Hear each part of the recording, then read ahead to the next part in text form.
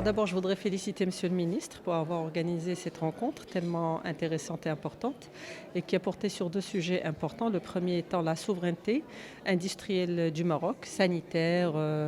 et économique, alimentaire et autres, et énergétique. La souveraineté nous interpelle en tant que région, puisque nous sommes tous et toutes aujourd'hui en train de préparer nos plans de développement régionaux.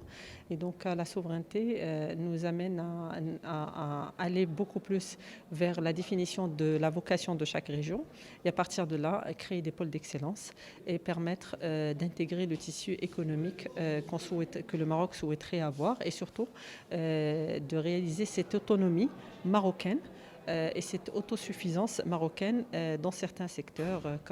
dans certains secteurs critiques, comme celui de la santé ou le secteur alimentaire et autres. Alors, le deuxième point qui a été important aujourd'hui, c'était la présentation par Monsieur le ministre de la Banque des projets. On a vu déjà cette banque, c'était une belle initiative du ministère du Commerce et de l'Industrie qui a vu le jour depuis 2 ans et qui a donné lieu quand même à plusieurs centaines de projets à travers tout le royaume. C'est une initiative très louable parce qu'elle a permis à plusieurs régions et à plusieurs projets de voir le jour. Elle a permis aussi la territorialité de certains projets en fonction de la disponibilité du foncier, de la disponibilité de la main-d'œuvre, de la vocation des régions, etc. Et aujourd'hui, il y a eu la présentation d'une autre centaine de projets dans plusieurs domaines, comme celui de la santé, de l'eau, du digital, etc., qui devrait, a priori, selon la présentation de Monsieur le ministre, créer un peu plus de 60 000 emplois pour un chiffre d'affaires qui dépasse je pense, si ma mémoire est bonne, les 40 milliards de dirhams. Alors oui, la région aussi devrait en profiter parce qu'il y a des projets d'agroalimentaire, il y a des projets de transformation de pêche, il y a des projets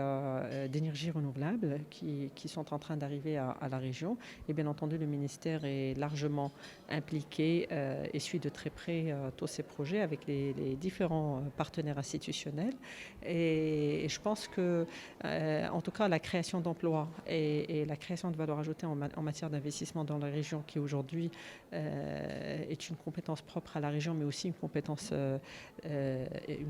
partagée,